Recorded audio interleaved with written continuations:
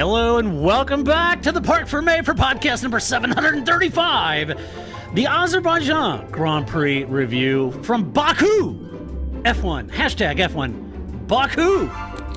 I didn't know what hashtag to use on this. This is Todd. No, Todd, not now. AKA Negative Camber. You know why I've asked you here. You must convince the villagers that I'm harmless. That's exactly what I need you to do. Tonight, for your kind consideration, we are going to review the Azerbaijan Grand Prix. You know how we do this. We watch one, then we talk about it. Then we watch one, then we talk about it. Come on, Todd. That's exactly what we do. But before doing that, I have to introduce my co-host tonight, which of course means... Wrecked from out of the wasteland. He's bad, he's beautiful, he's crazy. It's... Hello, everybody. This is Paul Charsley, the International. Paul Charsley, as some might call you, Yes. Paul Pedotube Charsley. Not so much. Only once they'll tell me that, my friend. Only once. Yes. Well, we're coming to you One of my a trigger day. words. Yeah, it is a trigger word for you. Pedotube. You must kill the Prime Minister of Micronesia. So, Paul, we're coming a little early this weekend because of a hectic, what you might call schedule Yes. situation. What do you got going? Something exciting? June is insane. I'm literally home for 3 days in June, I think. I figured it out. Crazy. So, so I just got back from doing a week helping with the Ford school. Then, Were you driving Mustangs? No, it's just a little experiential thing, driving through the mountains and things. Gotcha. Nothing crazy. And then Monday and Tuesday we got a test session for the McLaren GT4 team. Then I get day off on Wednesday, kinda. Then on Thursday I head to Detroit for the IMSA race, the GT3 race there at Detroit. And then I come back and then I go work somewhere else for somebody else, and then the Glen comes after that. So it's not many days at home. So are you done dancing on the streets? Saw some pictures of you dancing at your beautiful wife's 50th birthday. That was nice. Yeah. Never thought I'd see the day, my friend. Yeah, I didn't dance. I No. happened to be walking by her and I raised my arms.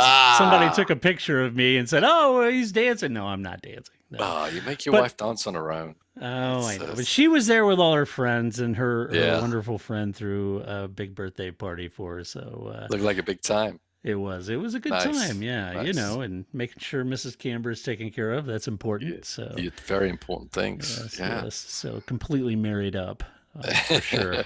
There's Yeah. no doubt about that. Yeah. But yes, I was. It was a good time had by all. Good time. Very had good. by all. Very good. So, Yeah. Yes, happy birthday to Mrs. Camber. She's she had a good time. She was happy. It was good, and happiness spread through the tribe. Yep. Okay. Very good. Yeah. I had a big Oh, day. My son speaking of- graduated high school. Oh, is she calling you? No. This is right in the middle of the podcast. My daughter's asking for more social media time. Of course. Yeah. No. So, yes. just say no. Yeah, I know I should. So yes, Yeah. your son just graduated, and I just saw graduated. his graduation present. Tell everyone what it was. Yeah. So we took him out to the racetrack close to here and let him loose in a Audi R8. So How cool is that? yeah, remember all those years ago? Yeah. When I used to work at the Audi Sports Car Experience in Sonoma. So yeah, it was kind of fun to see him out there, just testing his skills for the first time on a racetrack. Now, it's not the first time he's done hot laps with his dad, is it? Yeah, wait, no, he wasn't. He was driving. I wasn't. No, that's what I'm saying. So he was driving, but did you give him a few hot laps? No, I didn't. okay. It was all about him. You know. All right, No, cool. I will later on this week, but no, it was all about him. I wanted him to experience it without me showing off. That's good. Yeah. Oh, Yeah. that's awesome. How do you do? He did good. He had a great time. So yeah, That's he's got a need for speed. He's really into cars now, so that's kind Yeah. of fun. Yeah. Oh, that's great. Mhm. That's excellent. Well, talking about a need for speed, Paul, the longest street circuit on the calendar, third longest track, period, on the calendar. And if you're going to run street circuits, what a contrast this weekend is from Monaco street circuit, Yeah. right? So very closed, very confined, very low speed circuit, lots of tight corners in Monaco. And then we come to Baku, which is, they're going well over 200 miles an hour down these straights. And it really is a fun track.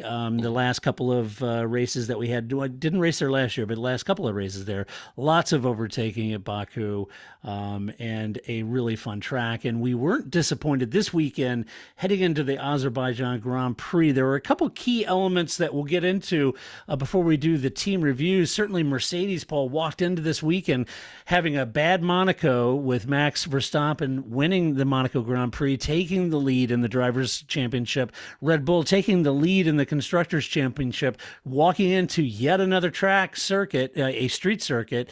Mercedes, you would have thought more power might benefit the Mercedes, but they struggled all weekend long, and it wasn't. They trying multiple setups, multiple wings, just about everything they could think of over there. They're incredibly sharp cookies over there. They finally found Lewis a setup there almost right before qualifying that he felt that they finally got that balance of that car where he can compete, and as such, he did qualify in second place. So they really did have a Herculean effort to get on top of that car. They entered that weekend with brand new Mercedes engines, I might add, to give a lot more shove in the back of that car. They had Bottas. They sort of used Bottas in qualifying to give Lewis a tow. Didn't really return that favor. This left Valtteri down mired in midfield in qualifying. So you had Lewis in second, Valtteri farther back. So really kind of on the back foot in this weekend. Wasn't quite sure how it would play out. And then another key element out of this race certainly is the tire failures of Lance Stroll, Max Verstappen during this race. Pirelli, it was interesting. Max, right after the race, obviously very upset.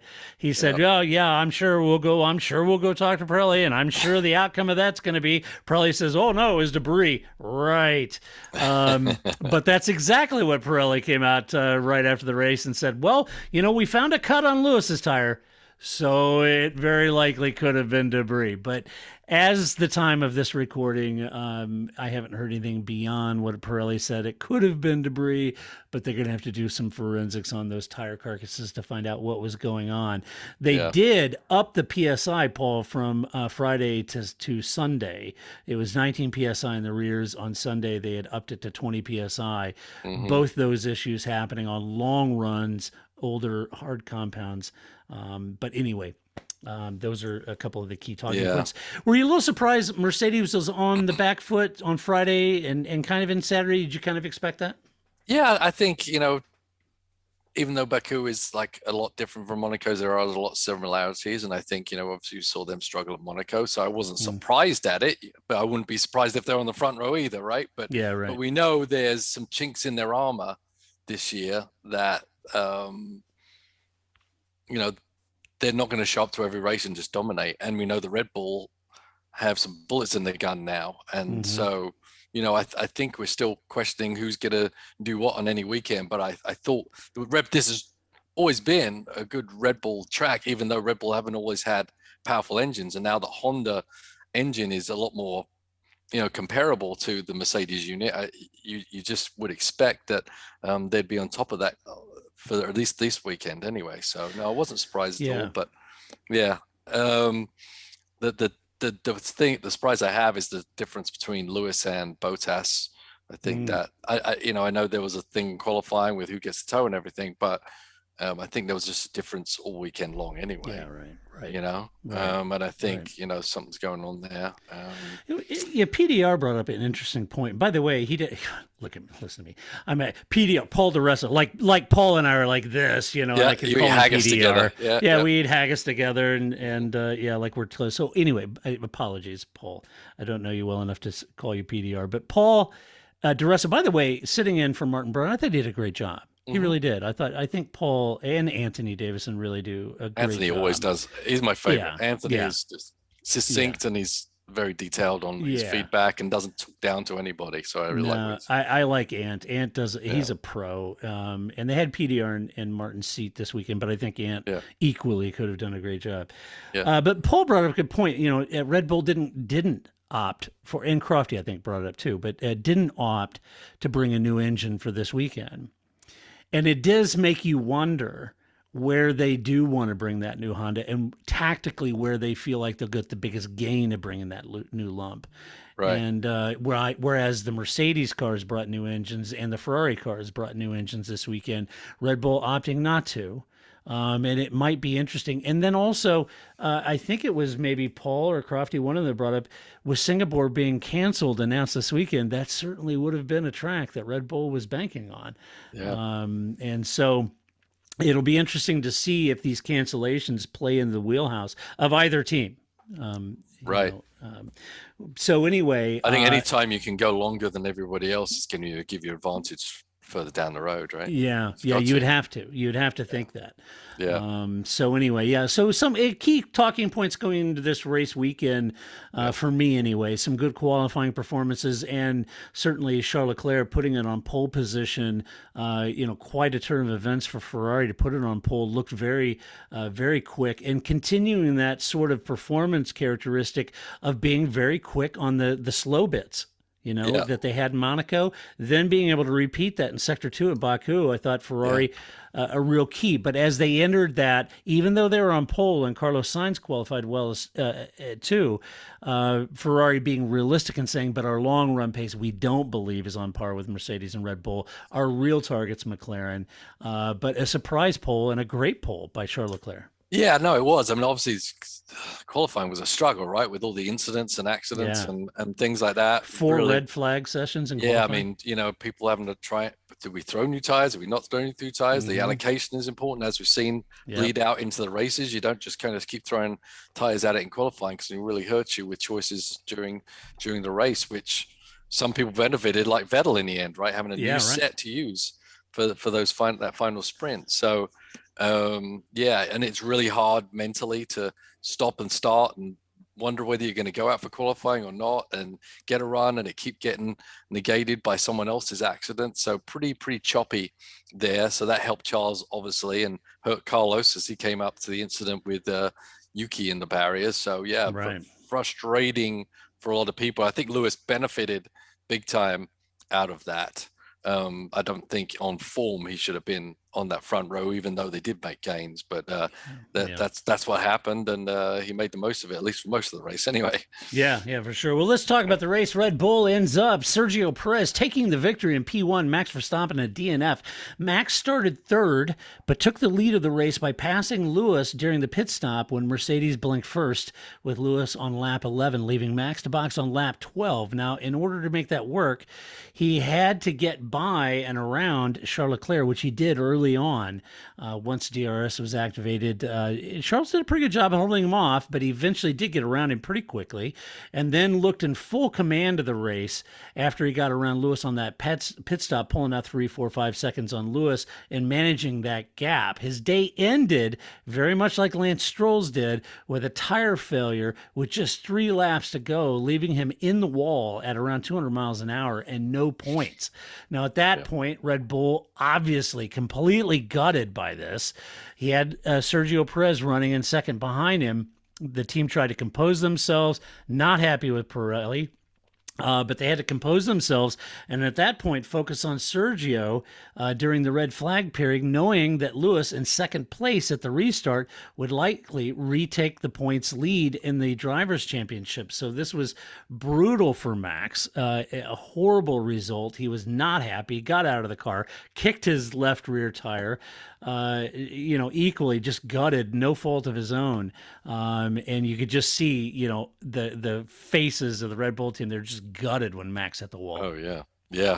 Hey, it ruined my whole fantasy picks too. I had a 1-2 for Red Bull with Lewis in third. I was ready to start handing out the dollars, but that didn't happen. Yeah, it's that is brutal. As said, he controlled that race very very well. And the thing about the tire blowouts is I was expecting chaos at the end of the race, quite honestly. Yeah. And because when that happened to Lance running that long on that hard tire, and knowing that everyone else is going to run at least that long, if not longer, right? I'm not sure I would have not just blinked and pitted, because caution sometimes is the is more successful than just taking that big risk. And so when that happened to Max, I was like, oh man, here it goes. But because his accident basically stopped the race, no one else had to deal with those incidents. Right. But if he'd just had a flat and just had to pull in the pits or whatever, I feel like it would have been cars would have been bouncing off the walls at that point. I'm not really super buying into the puncture part, right? Yeah, right. I think it was too coincidental for it to be just a puncture when your tires are over 30, laps old, and it's a hard tire. I don't know what you think about that. Yeah, it's. I don't know. I think it's saying that Lewis had a cut tire. But I think that happens all the time. It does. You hit a curb, this and that, and he went off the track, for crying out loud, and came back on. Yeah. I mean, I think just because Lewis had a cut tire, if we saw everyone else, in that situation, then maybe. I mean, everyone's all over the track right there, so yeah, I'm not really buying into the cut tire analogy. Yeah, I don't know that I am either. Hey, Paul, wait just a minute. I have a special delivery. Bear with me. A technical pause, but I'm going to keep recording because everybody can see this happen in real time. Hold on. Okay, let's see it. Okay, he's turning his chair around. He's coming back around. For those of you watching on YouTube, you actually get. On. I know my. And he's back. Oh, put your pants back on, Todd. Yeah, my daughter brought me a nice soda and just opened the door and slid it in the door and then texted me. Isn't that sweet of her? That is very sweet of her. Is it because you gave her more social media time? She was like, oh, that was nice. He gave me a little social media time on my iPhone, so I'll bring him a soda. Well, there you go. Congratulations. Nice, a good libation there. So anyway, I agree with you.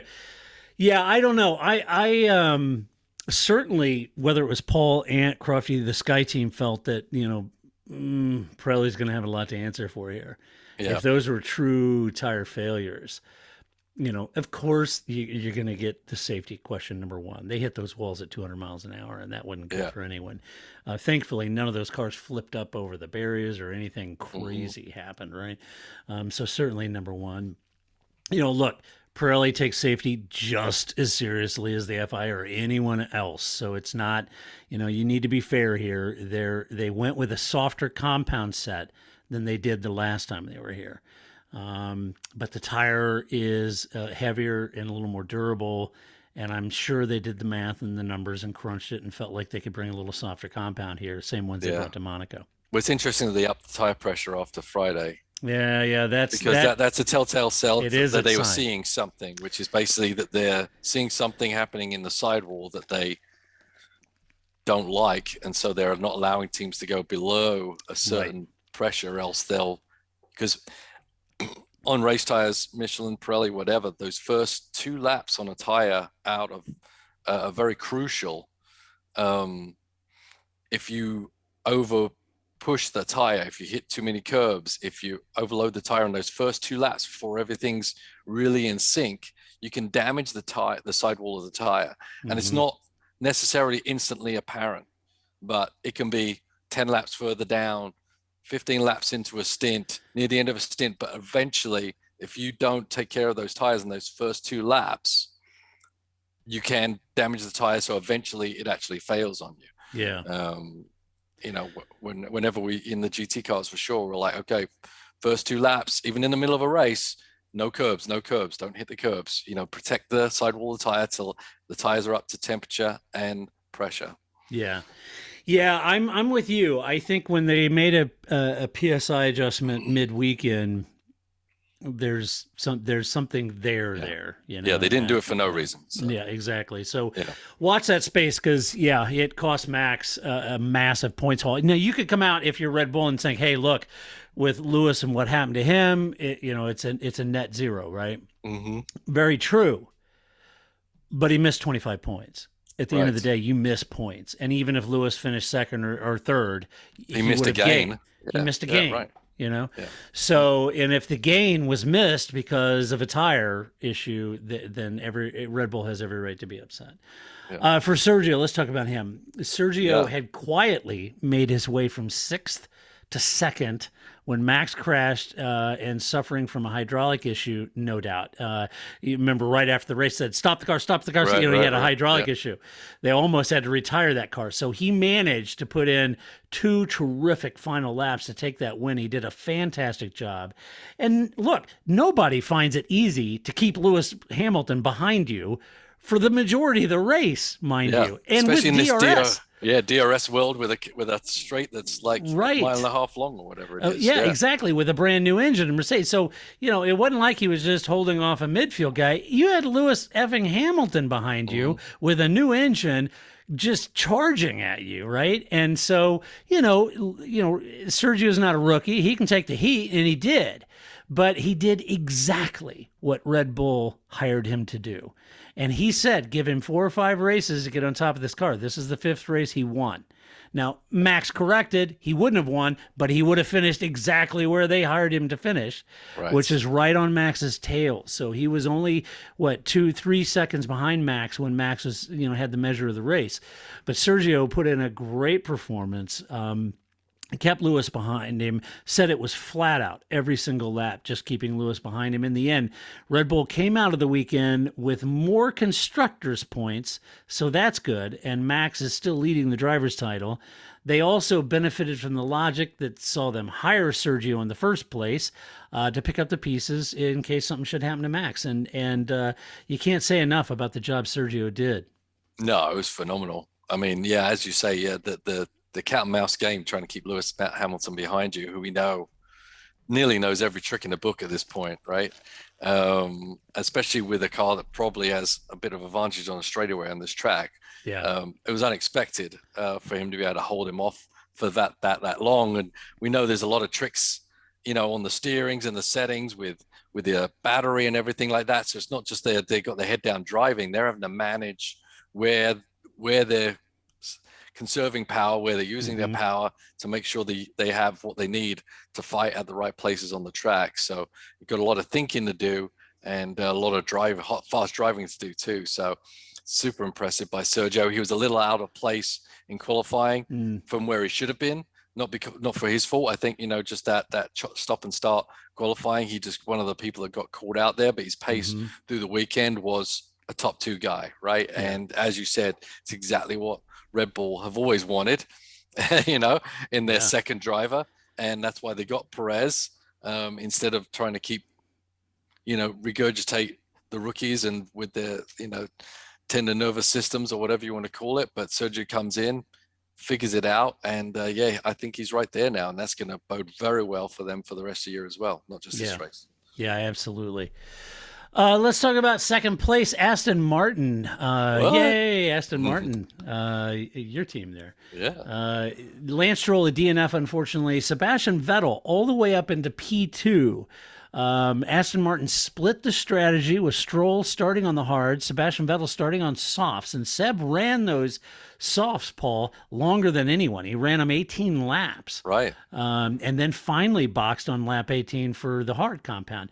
Seb managed a few, was it undercuts? I think he did. Or am I going to have that right? Overcut. Yeah, it's overcuts. Yeah. That's right. So he managed a few overcuts to get all the way up into 7th. So he was one, Paul, like you said, that he lost out on the qualifying issue. Right. Just missed it to get into Q3. So he starts down in the order, managed to get up in 7th with the overcuts, then pulled out some nice overtakes at the restart, climbs up to a legit 4th place, and then when Max and Lewis drop out, puts him up into 2nd place. He took Aston Martin their first podium win under the Stroll-led era of Aston Martin, this team. The first podium, a great result for Seb.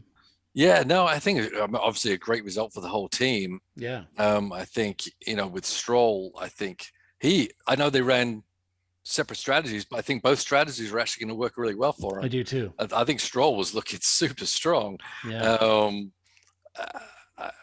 I think he's really coming around. At least I'm coming around to thinking he can get certain days, certain thing needs that the team want from him. He can actually pull it off. So I think he did a great job. I really feel for him with that tire failure, because that was, he was looking really good. But Seb, equally was looking very, very strong. Hopefully this is the week the Aston Martin team can move on from their bitching and whining, and just hopefully this is a result of just, okay, let's just put our head down and try and figure how to get this car to go instead of trying to get everyone else to come back to us, right? Right.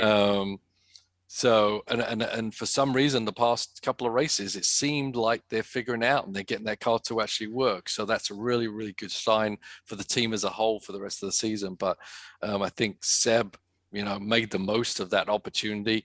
He has great pace on those older tires, which is crucial for doing the overcuts. Right. I mean, it doesn't do you any good if they leave you out there and you're just putting around. Right. I mean, he just had pace the whole time, as he said. Yeah. He said the car was good. I had pace the whole time, and the way things worked out, I ended up second place. But it was, as it was a very, very competitive drive, even if those incidents hadn't happened. So solid drive, great drive by Seb. He was very happy. The team's very happy. So hopefully this means they're back in the game a little bit. Yeah, and hopefully it's good to see Seb back. He struggled trying to get on top of that car, and he looked he's looked good in Monaco, and then this whole weekend he looked really good. And then really kind of performed the way that you would expect a champion to perform. In that role, and that's why they hired him, right? Yeah, and he probably feels pretty good that he's beaten Ferraris. Yeah, right. He's beaten Ferraris, and I agree with you. I think Lance's was going to play out well too. He was running long on those hard compounds. His tire failed, ends up hitting the wall. I think that shook him up a little bit. It's a shame because I think he could have had good results for that team as well. And I don't know if you saw when they had those camera close-ups of Lance's car on the loader, and they were trying to cover it with the plastic bag so you couldn't see it, but the camera came around the side and was looking at that tire, and that tire looked okay, from what angle you could see. But so Lance, obviously he was none too happy about the tire either. Right. And in both cases, Lance's tire, there was really no warning. You'd think if it was a cut tire, you'd see the air pressure starting to drop, rapidly, that kind of thing. But there was no warning at all in Lance's case or Max's case. So yeah. I mean, obviously we're not looking at the data real time. Yeah, right. Maybe they can see that, but if they saw the vibration on the wheel, and there was nothing either of them could do to control the car at that time. Yeah, right. All right, next up, AlphaTauri, Pierre Gasly, a terrific P3 performance. Yuki Tsunoda, a terrific P7 performance. Yuki! Pierre, I don't know. I don't have enough superlatives for this young guy. He is just managing what is becoming a stellar season for him. Just quietly doing so. He's been doing well, performing where he's thereabouts. This weekend qualified well, put a move on Ferrari Charles Leclerc to jump up to fifth. And then when Max and Lewis exited the picture, he finished at third. It was a terrific result from Pierre. And Pierre and Charles had some really good battles there. That back and forth between him and Charles was terrific to watch. Yeah. Those last two laps was pretty crazy. And we didn't really talk about that in the pre. What did you think about doing a standing start with 2 laps to go in a Grand Prix? You think that's the right way to restart a race? I don't know. I was kind of torn on that because I know they have that option of either way, but I kind of felt like, with just 3 laps to go, that just comes down to anybody could have just kind of a bad clutch moment and just blow the whole race, Right. After they'd fought for so long for those positions. And I'm thinking in particular for Sergio and Lewis and Pierre and or Seb to be in those positions, and then to not have a rolling, safety car restart. I don't know. I was kind of torn on that. I was kind of thinking a rolling restart might be fairer. Right. It's fairer.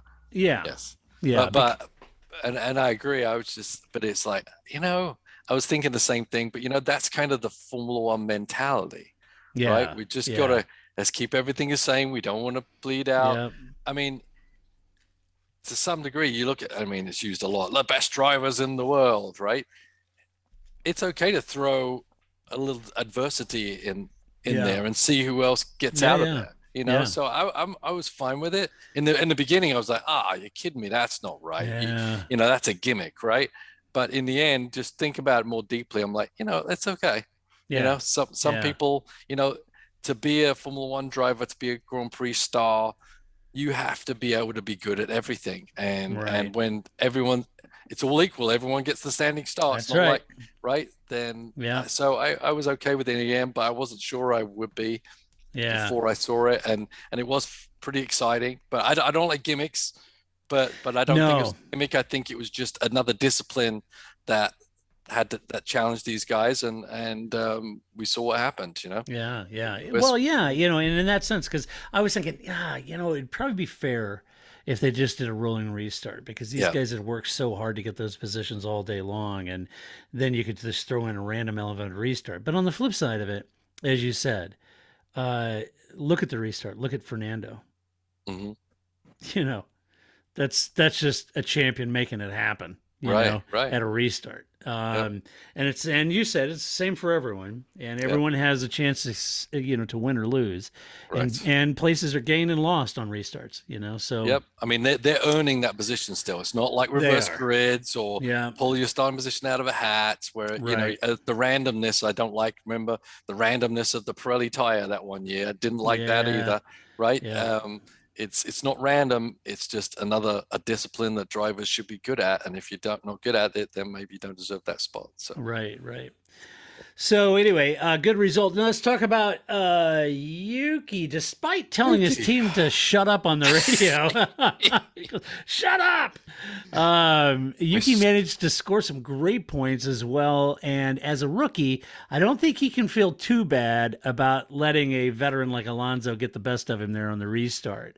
I know he wasn't happy. He finished P7. It's a great points haul for the team. It has the team 5th in the Constructors' Championship right now, ahead of Aston Martin.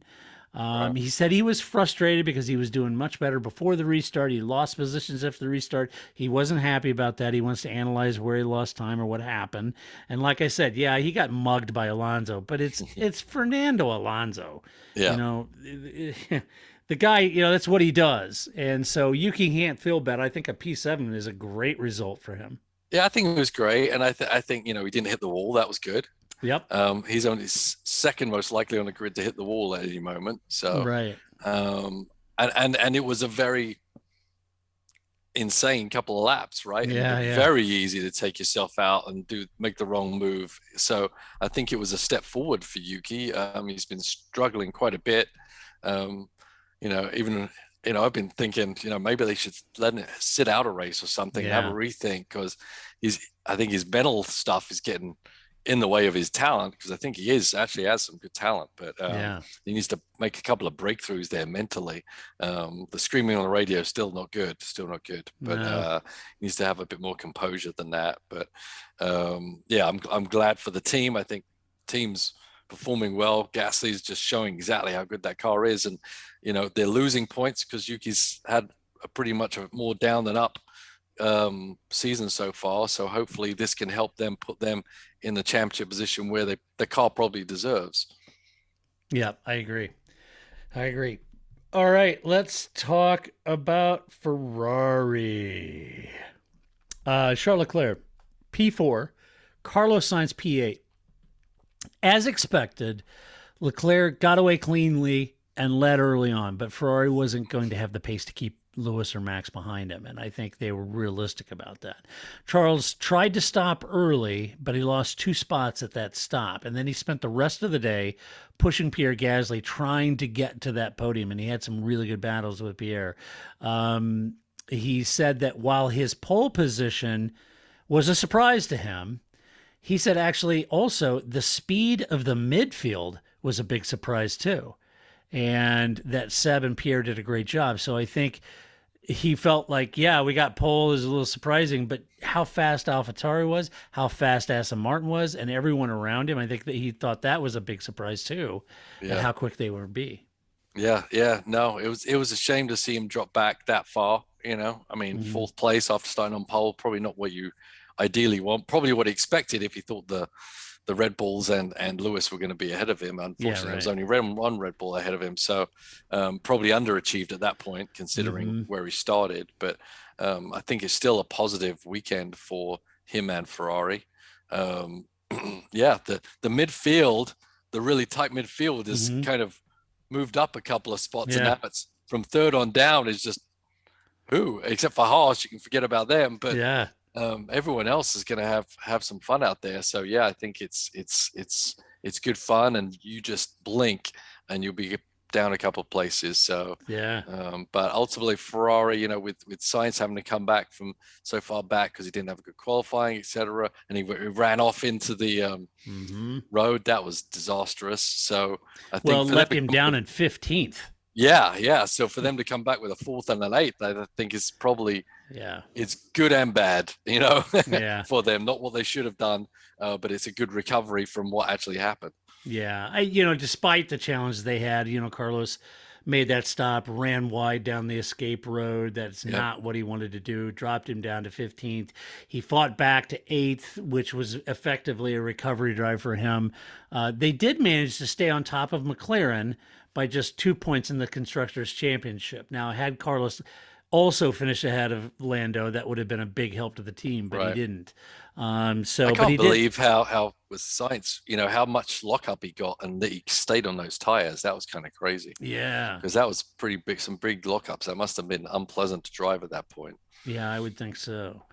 But they did stay ahead of McLaren and the constructors. So thanks to Charles. So that was a good result for them nonetheless. Speaking of McLaren, you had Lando Norris in P5, Daniel Ricciardo in P9. Starting ninth, Lando did an early stop to undercut his way up the order.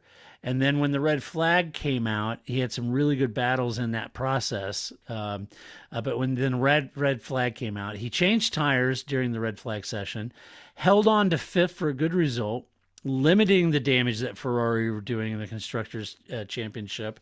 And I have to think, in my mind, watching McLaren, they didn't qualify well.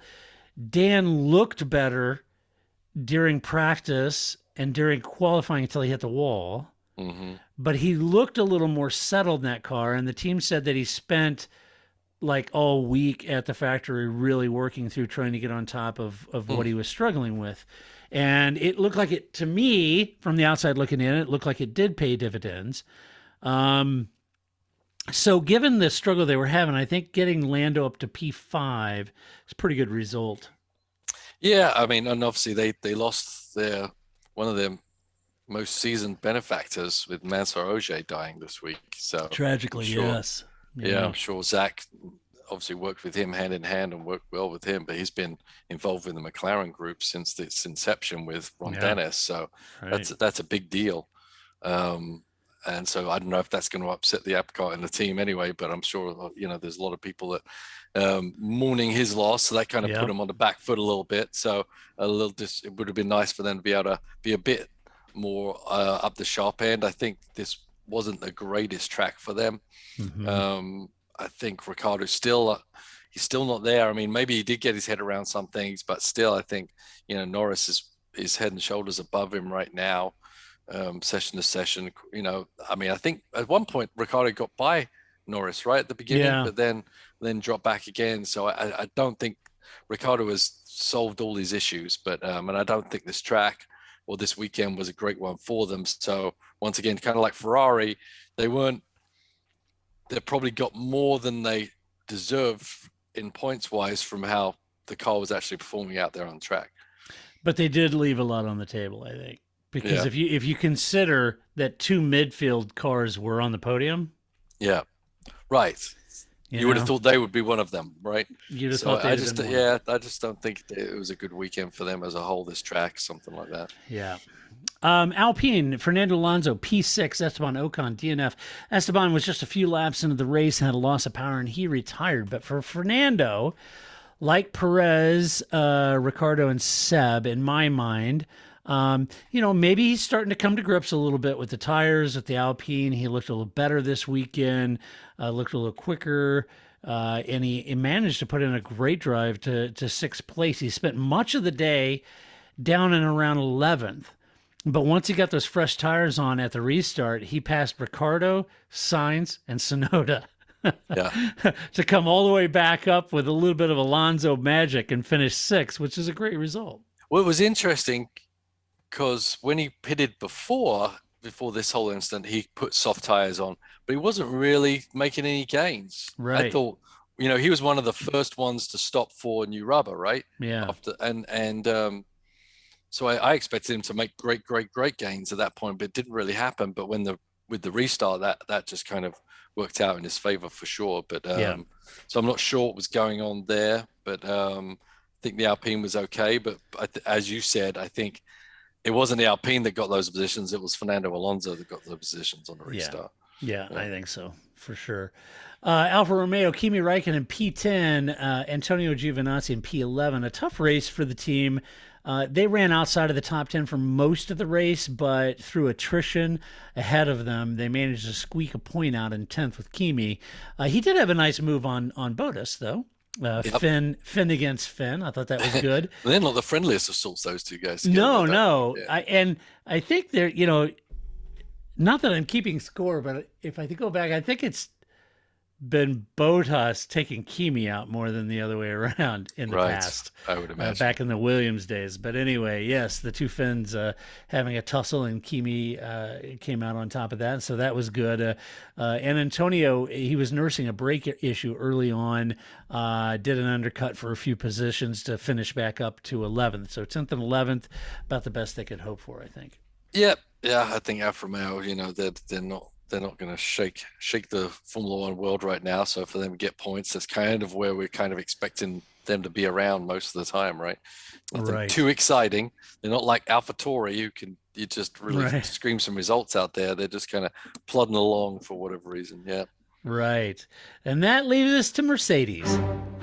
It's in there, Lewis. So, Mercedes, bad weekend. Lewis Hamilton, P15, Valtteri Bottas, P12. Mercedes struggled, as I mentioned, early in the weekend, running multiple setup changes, multiple rear rings to try and find the right balance. And in the end, Bottas and Lewis were in different wings, and Lewis didn't really find the setup that he liked the most, pretty much right just ahead of qualifying. And they finally got it dialed in to where he felt comfortable with it, felt like he could get some pace out of that, qualified second. He did start in second, passed Leclerc early on, and a good pass. And to be honest with you, once he got around Leclerc, I was thinking, he may have this. He may manage this. This is Lewis Hamilton. He's going to manage his tires. He's going to manage the gaps. I think, he can pull this off. So I thought it could turn out to be a decent race for him. He did lose out, though, to both Red Bulls during the stacked Mercedes pit stop. And when, so both Red Bulls ended up coming out in front of him. And Lewis even said, how am I so far behind him, Yeah. So they had to wait for Pierre to go by before they could release him in the pit lane and cost him time. Now, you see that, though? I know he waited, but it seemed like they waited too long. Yeah, it seemed like a long time. Yeah, I mean, it seemed like the delay was too far for when Gasly was kind of pretty far off before Lewis went out. I think they gave some time away right there. But yeah, absolutely, that didn't help him at all. Yeah, it was not Lewis's fault for sure. No. They just had to hold him up, and he lost too much time there. At the race restart, Lewis said he had inadvertently made a rare. Well, he didn't say rare. I'm saying rare. It's a rare error for Lewis. He doesn't normally have errors, but it was the brake magic button, either that he had on or off, that is designed to prep the brakes and wheels for a restart. But Lewis, in his radio, he said, "Oh my gosh, did I leave the magic button on?" And then in Ted's notebook, Ted kind of alluded that he had knocked the button or the lever or something, and that it was odd that it's in a place that he could knock it and turn it on or off. Or I don't know what the reality of it is, but brake magic button. Talk us to it, Paul. Yeah, so I mean, handy thing to have, right? Obviously, everyone's got the new tires. It's going to be go time for 2 laps, so they've got to get. They're not going to wait for these tires to come up to temperature or pressure or anything. They need to make them work instantly. So what they do is basically turn all the bias to the front to overwork the front brakes, to overheat the front brakes somewhat, to get a lot of temperature in them. And that, therefore, then that temperature then bleeds through the rims. Then the temperature from the rim then bleeds into the tire and just brings the whole tire up into a working temperature. Remember, we're talking about tire warm up. You can get certain parts of the tire at a temperature, but if you don't get the core at the temperature, then you don't have a complete tire, and the tire doesn't work as well. So you need the temperature basically baked into the tire all the way through, and that's the best, quickest way. When they put them in the tire blankets, they can get to the outside, they can do a little bit of rim, but this kind of finishes the job. And so they turn all the bias to the front, so the driver on the warm-up has to be very careful with how they brake, because they're really putting a lot of load on those front tires. And unfortunately, if you get in, and so they're not really braking their maximum, but when they are braking, it's putting a lot of bias to the front and heating up those fronts. So what he forgot to do, or knocked the thing as he was reaching for his drink, I don't know what happened, but either way, he didn't turn the bias back to even. So when you go for maximum braking force, you need the back tires to be working also, right? The back wheels and tires and brakes to really brake as deep as that. And so if only the front tires, then he really went over that envelope and locked up the front. So it's a neat little trick. Yeah, if you don't forget to put the bias back to normal, then that's exactly what's going to happen as soon as you hit the brakes, trying to get the most out of that deep braking zone, which is everyone was trying to do, right? As Perez was saying, I try to brake as late as possible. Yeah. Well, Lewis is trying to brake as late as possible. Looked like he had the job done, but he just didn't have the braking in the rear to actually equal out the front and rear tire grip. So yeah, it was interesting because when he lined up for the restart, his brakes were smoking like crazy. Yeah, it seemed a bit over the top, right? Yeah. And at first glance, I was wondering, well, wait a minute, are the brakes way too hot? Has he glazed them, or what's going off? Why did he go off at turn one like that? And I wasn't sure until he mentioned this magic button. And obviously, if from the outside, if he'd glazed them or overheat them, then the fronts wouldn't have been working as well. Right. So you'd lock up the rears, right? You'd lock up the rears. Yeah. Right. So I was scratching my head on that one too. But anyway, it dropped him all the way down to 15th, way out of the points. A very rare mistake from the champ, as I mentioned. It just, you don't typically see that. So, and at that moment, much rejoicing over at the Red Bull camp. Right. It was like, whoa, we dodged a bullet there. A big bullet. Yeah. Yes. Because he would have finished second for sure. It may have made a run. I think Lewis was measured, though. He kind of radioed the team before he says, "Now look, this is a marathon. Don't expect me to be going out there going crazy trying to get around Perez. I don't need to. Right. It's a marathon. We got to take the points where we can get them." Yeah. And Toto said, "No, we agree." And then he had this happen, unfortunately for him. Yeah. Valtteri seemed to struggle for pace. Couldn't get out of the midfield. But to be fair, again, I think he had a bad qualifying. I think he was used for giving Lewis a tow, and then the sort of truncated qualifying sessions with all the red flags. He didn't really get the best out of it. Yeah, I don't know. He was sort of in the also ran category all weekend. Yeah. I don't know what's going on with the team or with him, or I don't know.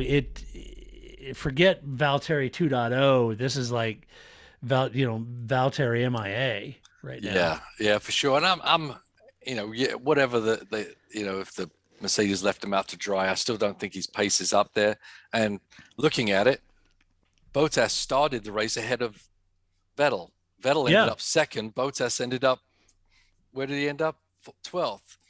Right. I mean, no matter where he started, he should have been way ahead. He's driving the Mercedes. He should be making gains. Lewis's car was competitive. Even if his car was a little bit off, it still should be better than most of the field. And he should be, if he thinks he's a world champion material, he should be making a lot more gains than he did. And as I said, Vettel started behind him, finished 10 places ahead of him. Right. So it doesn't bode well for what Bottas is going through right now. I feel like, he knows something, and it's not, the relationship isn't very good there. And so I don't know.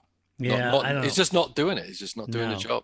No, he's not. And yeah, it's unfortunate. Hate to see that, but on the flip side of it, you've had several seasons to deliver. Right. So, right. I mean, I'm sure he'll have his moments again this year. I don't think he's going to be back in 8th place for the rest of the year, but I think, there's a telltale here and there's the difference between a Lewis Hamilton and a Bottas when the car isn't quite right. Bottas is nowhere, but Hamilton still figures out a way of getting it close to the front, right? Yeah, for sure. Let's talk about Haas. Mick Schumacher, P13, Nikita Mazepin, P14, sorry. Mick had a tough race, was released with a loose wheel nut, but thankfully they caught it before he got out of the pit exit. Pulled the car back, took a lot of time, got the wheel back on, got it secured, got him back out. He had the measure of his teammate, though. But Mick wasn't too jazzed when he passed Nikita there in the final lap, and Nikita took a big swerve and swipe at him. Really? And Mick was pissed. Yeah, he got on the radio. He was like, "Wow, what the hell? You know, this guy's trying to kill. He's trying to kill us. What's going on?" And then the team had to calm him down, and he says, "All right, no worries." But so he was not happy about that at all. Can you imagine? Being in that team's got to be awful. Oh, it's because the guy, you're racing. Your teammate's dad is the guy that's kind of funding the whole thing. Yeah. How angry can you get at him? I don't know. And then he's just trying to get through the season, get the hell out of there. If I was him. Mick's got to be trying to get a ride at Alpha somewhere. I mean, yeah. He's got to get out of that team. I can't even imagine what goes on. I can't either. Down there. And Nikita said, "Well, I was just really frustrated for having to be passed by my teammate and blah, blah, blah." I was like, "Well, go drive faster." It's like, I don't know, dude. Yeah. I mean, he's, Schumacher's a good driver, but Mazepin here he's losing like half a minute to his teammate at this point every race. I don't think he's F1 material. No, he's not doing much to endear himself to the team or right. or the fans. And unfortunately, Gunther and the team can't really say anything because it's his dad keeping everything afloat. Right. And that is the bizarre horror-like nature of that situation right now. Yeah. That I have to think Mick is desperate to get out of. In one sense, you get an F1 ride, you take it. Because you don't get those chances, so you take it. But once you get in there, man, you gotta figure out a way to get out of that. Yep. All right, and then finally Williams. Let's see, George Russell at DNF, Nick Latifi P16. Nick was told to stay out under the safety car, and that earned a 10-second penalty, dropping him down to 16th. It was really weird, that radio call, Paul, when he was driving down, and the flags came out, and they were all supposed to go through the pit lane on the yellows. And so the yellows came out and flag, and the team was like, "Stay out, stay out, stay out." And he was like, "Am I coming in?" He goes, "Stay out. We don't come in to the pits." When you said stay out, stay out, stay out, Nick stayed out on the track. Right, is what you would think. Yeah, you would. And they were saying, the team was saying, "No, don't go in the pit box. Stay, just go through the pit." That's what you need to say. You say, they screwed that up. They need to go hire the guy that's the engineer on Schumacher's car. Okay, Nicholas. Yep, we're going to be coming down the pit lane. We're going to be smiling at you as you go by. We're coming down, but we're not going to come into the pit lane this time. Okay, right. We're just going to drive by. We'll give you the thumbs up, and we'll see you in the next go around. Okay, carry on. Exactly. Yeah, but they were like, "Stay out, stay out." And he goes, "Well, no. When you said stay out, you meant stay out on the track." And Nick's right. It's not his fault. No, it's not. I would have done the same thing. Yeah, it's too bad for Nick. But anyway, and then George had a technical issue ahead of qualifying, which took a Herculean effort for the team to get everything up and going and in the game for quali, which he had a great quali. And then unfortunately he had to retire the car with an issue right before the restart. He barely made it back in the pit lane. Yeah, he did. I thought, oh my God, they're just gonna shut pit lane and have us keep the yellows going. But he got it in. Yeah. So anyway, all right, let's hand out some awards, shall we? What is the first award? Move of the race. Woo! We'll do it live. All right, who's your move of the race? Perez. I'm giving Perez for the beginning of the race because I think really from 6th to 3rd. Yeah, I mean he did the job he needed to do to get himself in the hunt, and that ultimately ended up being a win for him. So I think it was all important. He could have easily, taken it easy, but the outside pass on Charles, was it? Was it? No, at the start, I can't remember. But there was some great moves out there. He was very, very direct and really, you could see he really wanted to be up the front and be where he thought he should have Gasly, been wasn't at it? the beginning. Yeah, maybe Gasly, but Yeah. I can't remember. But it was some good moves, and it Yeah. was a very, very important moves for how the race ran for himself and for the Red Bull team, because by him getting up there in the top 3, that enabled the Red Bull team to kind of keep Lewis honest. Yeah. Yeah, I'm very close to that. I gave it to Red Bull on their undercut of Lewis.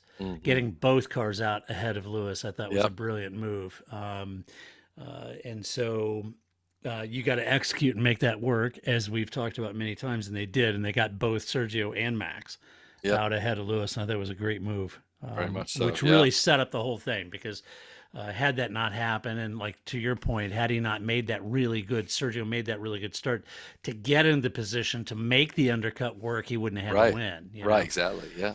So it was really good. All right, the next award is Donkey of the Race. Stop yelling at Todd. All right, Donkey of the Race. Who'd you give it to? I'm going to give it to Valtteri. Ooh. Yeah, sorry, Val. Not good. I'm giving Could it have to given Mercedes. it to the punches, but yeah. Oh, yeah. Well, yeah, you could have. I'm giving it to Mercedes. Yes. Not what you'd expect. For their flicky button, their magic button in the wrong place. Just, the whole weekend, man. They just, Monaco is tough. They come in here, new engine. It's, look, it's a tough world, and who am I to talk? But I think they were kind of ham-fisted on this one with the little magic button thing. And Lewis is very rarely would you see a mistake like that from Lewis, and it does make you wonder a little bit. I mean, they're incredibly sharp cookies over there at Mercedes, but it does make you wonder, if you rattle their cage a little bit, right? You put the pressure on. Sometimes things happen. Yeah. Can you imagine if Max wins the championship? Oh my gosh, Lewis will be apoplectic. I mean, he has to stay on. Yeah.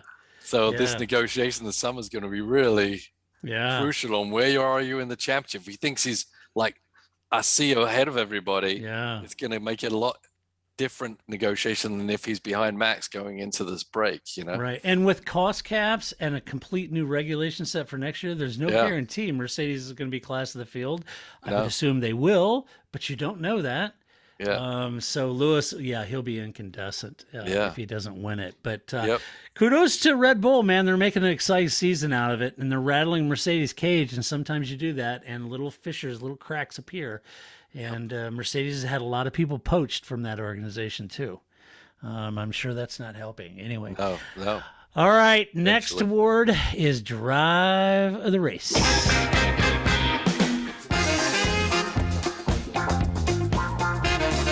My jazz hands, Paul. That's nice. Keep them down. I never know what to do with my hands. I keep sitting on them. Yeah, that's good. Anyway, it's good. Who'd you give Drive of the Race? Well, I told you earlier I was going to give it to Yuki. Yeah. But I've changed my mind. Oh, it wasn't quite Drive of the Race, I don't think. I mean, it was a better drive for Yuki. Shut up! Drive of the Race. Yeah, and shouting at people. Don't shout at them. No shouting. That's not right, Yuki. Control yourself. There's no shouting in F1. No, so I'm giving it to Vettel.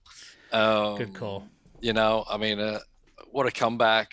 What a drive. Consistent drive all weekend.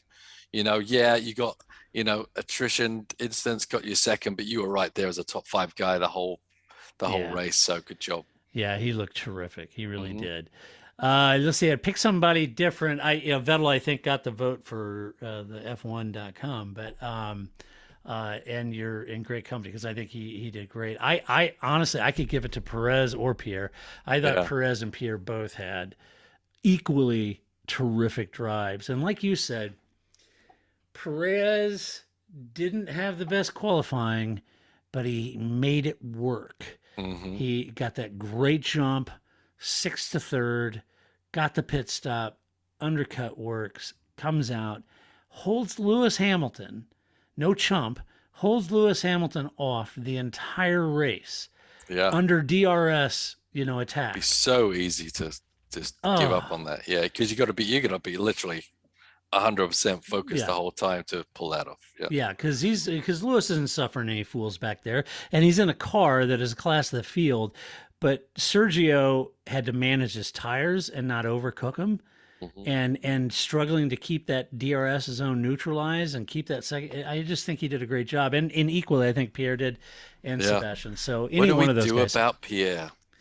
I know. Yeah, is I don't know where you can go with him. I don't know. Yeah, I mean, any team should be more than excited about it, but the Red Bull thing is where he should go. But then Perez is there, and wow, I don't know. Well, and Perez, I mean, it's not a foregone conclusion that he'll be there next year. And I saw some stuff last week in the press that they were saying, well, we'll make a decision, and Helmut Marko kind of alluding that they have a lot of talent to dip into. And I'm thinking, well, if Sergio performs the way he did this weekend for the balance of the season, it's going to be tough to make a decision not to keep him.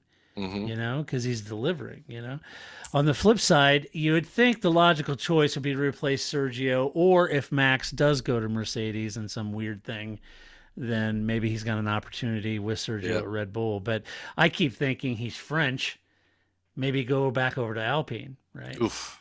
I think that'd be a step backwards for him. He needs he needs that trajectory in a top 2-3 team. So, he does. There's just no room at the end. No, I know, right? I mean, the why problem. would you take Perez out? Because he's going to be doing a phenomenal job. It's like there's no 3-car team for him. And Gasly, I think, is now a point where he could probably go back into the Red Bull team and not struggle like he did before. I think the confidence is there, and if he does a bad weekend, I think he can recover because he inherently his performances over the past 2 years. That confidence is going to stay with you. You're just not going to go away in a heartbeat. And I think he has a couple more years, I think, on Red Bull, throwing out a conspiracy theories. If Dan doesn't do well over the next couple of years, maybe McLaren would have a place for him, but who knows? All right, let's do some mailbag. You've got mail. First up, Simon Johnson. I told you I'd snag your question this week. Question for Todd and Paul. I'm sitting here watching the Indy 500. Started thinking about safety, crash response crews with the IndyCar and IMSA. There are teams and crews pre-positioned in trucks at various locations around the track. I would assume these crews are composed of specialists in advanced first aid, firefighting, and vehicle extractions. And that's true. They are, because I spent some time with the Hamatro crew at Indy, and that's a great organization. Right. This provides a rapid response to crash anywhere on the track. The corner marshals don't appear to be equipped to respond to any significant event. And he says in F1, they appear to approach things differently, as they rely more on highly trained corner workers and marshals instead of mobile teams. I can't help but wonder if there would have been a different outcome to Grosjean's crash last fall had it not occurred on the first lap. And he means with the medical car that was already trailing, and he was there quickly, right? Yeah. And he said the presence of that medical car following the field was critical to his survival, in my opinion, as the severity of the crash seemed to have overwhelmed the corner workers. Wondering if you have any insider opinion as to why F1 approaches crash responses the way they do versus the approach of IndyCar and IMSA. I think it's a great question, Paul. It is a good question, and some of it is historical cost. Historical thought patterns, cost, and then cost again. Logistics. You wouldn't think Formula One would be cost conscious in these kind of things, but also political, right? You go to the different countries, and we even see it with the stewards. They have a local guy. Let's give the local people their chance to be waving the flags and doing this and that.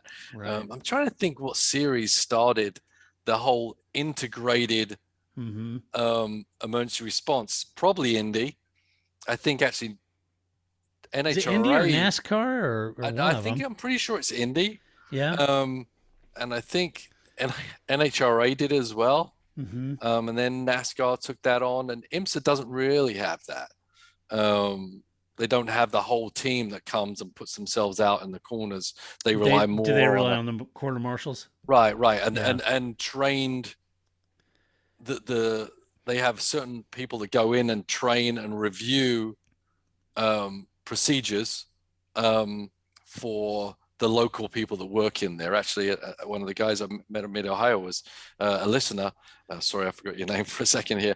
But I went over and saw his truck. He has a normal job, but he's trained to be, a marshal, a fire response person at the tracks, and just sits there. But NASCAR come in, because NASCAR and IMSA are kind of owned by the same people, and they get training by the professionals from that series, but the series don't bring in everybody.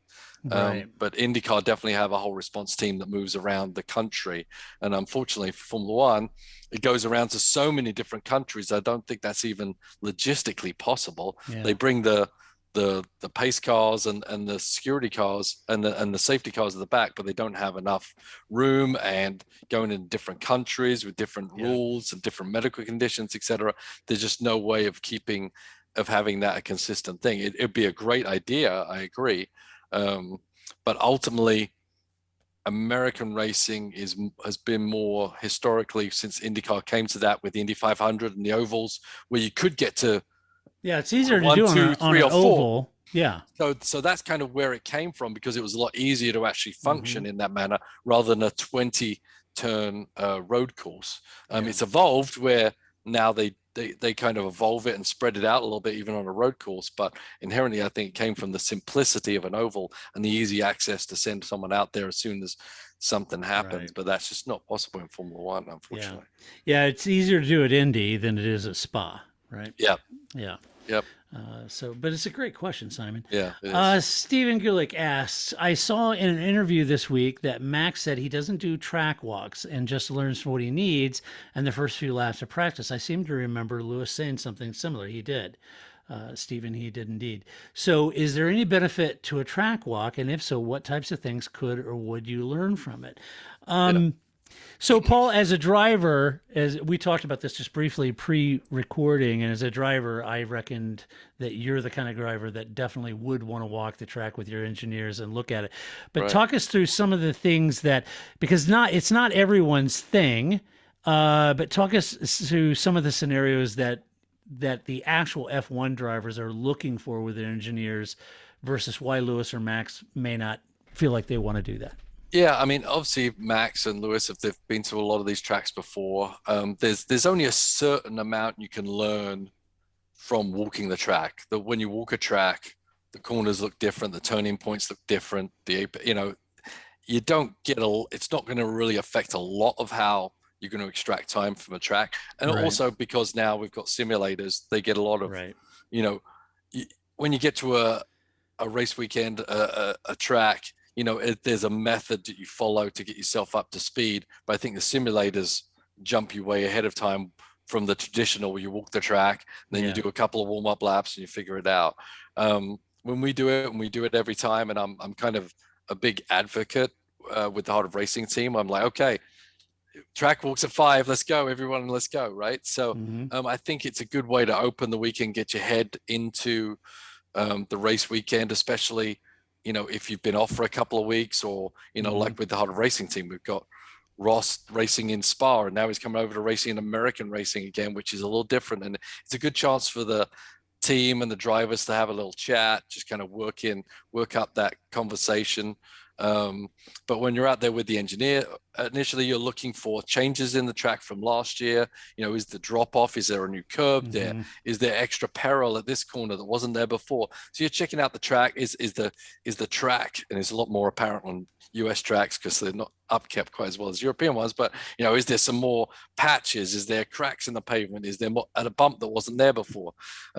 Just kind of gives you a point of reference, just in case there's something very different that you need to be aware of, that you shouldn't drop your wheel off there now because of this that you could have before. You don't want to ruin a tire or a set of tire or have an accident just for not knowing, that something's changed on the track that you weren't aware of, right? It's a good chance to revisit what you did last year. If it's a multiple driver, or even it's just a driver and an engineer, you're talking about different corners and how you approach it. Oh, last year I remember this happened. We need to try and fix that somehow. Why do we think that's happened? Because you're just walking slowly around a track and having a chat, and you can really analyze certain things at a lot slower pace than just driving around it even.